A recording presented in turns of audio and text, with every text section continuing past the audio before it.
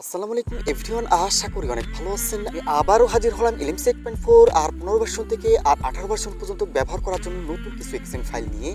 এক্সেন ফাইলগুলো দিয়ে কিন্তু আপনি হিউম্যান ফটোগ্রাফি করতে পারবেন। অলরেডি কিন্তু আপনার ফটোগুলো দেখতেই পারতেছেন কতটা প্রিমিয়াম কোয়ালিটির ফটোগুলো কিন্তু আসতেছে। অ্যান্ড এক্সেন ফাইলগুলো কিন্তু আপনি ব্যাক ক্যামেরা এবং ফ্রন্ট ক্যামেরার সাহায্যে কিন্তু হিউম্যান ফটোগ্রাফি করতে পারবেন। একেবারে ডিএসএলআর কোয়ালিটি কিন্তু ফটোগুলো আসবে। এছাড়াও আপনি day side, night side, macro ফটোগ্রাফির জন্য কিন্তু এক্সেন ফাইলগুলো চাইলে ব্যবহার করতে পারেন। এই এক্সেন ফাইলগুলো কিভাবে সেট আপ করে ব্যবহার করবেন সব কিছু বিস্তারিত দেখিয়ে দেবো। আমাদের এক্সেন ফাইলগুলো যারা ডাউনলোড করে ব্যবহার করতে পারেন না, তারা এই ভিডিও ডেসক্রিপশনে একটা লিঙ্ক দেওয়া থাকবে, ভিডিওর লিঙ্ক। ওই ভিডিওতে আপনারা দেখে নেবেন। ওই ভিডিওতে কিভাবে ডাউনলোড করবেন সব কিছু বিস্তারিত দেখিয়ে দেওয়া হয়েছে। কিন্তু আপনার কালার ভার্সন, যারা এই ধরনের কালার ভার্সন অ্যাপ্লিকেশনগুলো ব্যবহার করতে চান, ভিডিও ডেসক্রিপশনে আমাদের টেলিগ্রাম চ্যানেল দেওয়া থাকবে, ওইখান থেকে আপনারা এই অ্যাপ্লিকেশনগুলো ডাউনলোড করে নিতে পারবেন। সব ধরনের কালার ভার্সন অ্যাপ্লিকেশনের লিঙ্কগুলো কিন্তু ভিডিও ডেসক্রিপশনে দেওয়া থাকবে। দেখতে পারতেছেন এখানে যে এক্সেন ফাইলগুলো দিতেছি, এই এক্সেন ফাইল দিয়ে কিন্তু আপনি day side, night side, human ফটোগ্রাফির জন্য কিন্তু ব্যবহার করতে পারবেন। চাইলে কিন্তু আপনার ম্যাক্রো ফটোগ্রাফির জন্য কিন্তু এক্সেন ফাইলগুলো ব্যবহার করতে পারেন। খুবই প্রিমিয়াম কোয়ালিটির কিন্তু ফটোগুলো আসবে। অলরেডি কিন্তু আপনার কালারগুলো দেখছেনই, লাইট রুমের প্রিসেটের মতো কালারগুলো কিন্তু আসতেছে। এক্সেন ফাইল দিয়ে আমি কিছু ফটোগ্রাফি করেছি, আমি আপনাদের দেখিয়ে দিচ্ছি আসলে এক্সেন ফাইলগুলো কেমন কাজ করতেছে।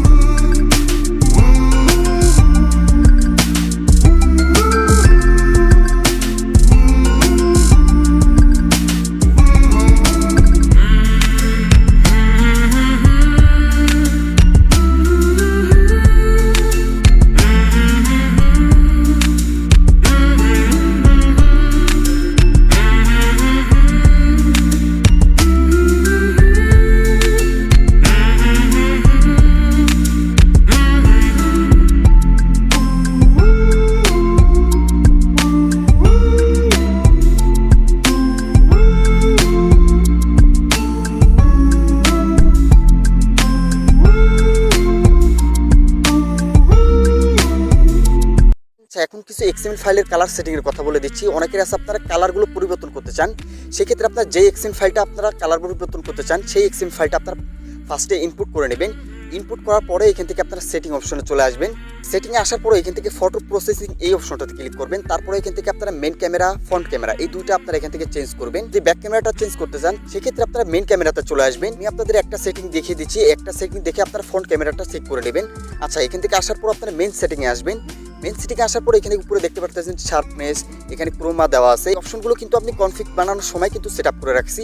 তো আপনারা আপনাদের মতো কিন্তু পরিবর্তন করে নিতে পারেন। যদি আপনারা বুঝতে না পারেন, সেক্ষেত্রে কিন্তু এই অপশনটা আপনাদের ঘাটাঘাটি করার দরকার নাই। তো আমি আপনাদের কালারগুলো এখান থেকে দেখিয়ে দিচ্ছি কীভাবে কালারগুলো পরিবর্তন করবেন। এর জন্য আপনারা চলে আসবেন, এই যে কালার অপশনটা আছে, এই কালার অপশনটাতে ক্লিক করবেন। এখানে কিন্তু আপনি অনেক ধরনের কিন্তু কালারগুলো পেয়ে যাবেন। এখান থেকে আপনারা স্ক্রল করে নিচে চলে আসবেন। এখান থেকে সিএফ সেটিং যে অপশনটা দেখতে পাচ্ছেন, এখানে দেখেন green option, red option, blue, yellow, green, red, orange এই অপশনগুলো কিন্তু এখানে দেখতে পাচ্ছেন। এইখান থেকে আপনারা কম বেশ করে দেখবেন যে আপনার কাছে কোনটা ভালো লাগে। যেটা আপনার কাছে ভালো লাগবে সেটা কিন্তু এখান থেকে বাড়িয়ে কমিয়ে আপনি কিন্তু আপনার মন মতো কালারগুলো সেটিং করতে পারবেন। উপরের দিকে কিন্তু আপনার কালারগুলো কিন্তু কমবে, অ্যান্ড নিচের দিকে গেলে কিন্তু আপনি কালারগুলো কিন্তু বাড়বে। এইভাবেই আপনারা মূলত এখান থেকে ব্লু সেটিং, তারপরে গ্রিন সেটিং, এই সেটিংগুলো কিন্তু আপনারা এখান থেকে করে নেবেন। তাহলে আপনার কালার সেটিংগুলো কিন্তু বেড়ে যাবে। আর যদি আপনার ফেসের স্পুটটা যদি একটু বেশি চান, অথবা আপনার নয়েজটা বেশি হয়ে যায়, সেক্ষেত্রে আপনারা নয়েজ রিডাকশন এই অপশনটা চলে আসবেন। এখানে দেখেন স্মুথ নামে একটা অপশন আছে, এই স্মুথে কিন্তু আপনার ডিফল্টে দিয়ে রাখছি। ডিফল্টে আপনার স্মুথটা ভালো কাজ করে। যদি আপনার অতিরিক্ত লাগে, সেক্ষেত্রে আপনারা এখান থেকে 3 পয়েন্ট দেখতে পারতেছেন, 3.50 তো করতে পারেন, 4.00 তো রাখতে পারেন। আপনার যেটা ইচ্ছা সেটাতে কিন্তু এখান থেকে সেট আপ করে আপনি ফাইলটা সেভ করে নিতে পারেন। এই সেটিংগুলো হয়ে গেলে এখান থেকে আপনারা ব্যাক চলে আসবেন। এছাড়াও কিন্তু আপনারা এখান থেকে নয়েজ রিডাকশন যে অপশনটা দেখতে পারতেছেন, এখানে আছে আপনার ফটো তোলার পর কিন্তু ফটোতে দেখবেন যে একটা ফাটা ফাটা ভাব আসে, ওইটা কিন্তু আপনার নয়েজের জন্য। তো এখান থেকে আপনারা স্মুথ যে নয়েজটা আছে এটা বাড়িয়ে দেবেন। তারপরে এখান থেকে টেম্পোরাল যেটা আছে এটাও আপনারা এখান থেকে বাড়িয়ে দেবেন, তাহলে দেখবেন যে নয়েজগুলো কিন্তু আপনার রিমুভ হয়ে গেছে।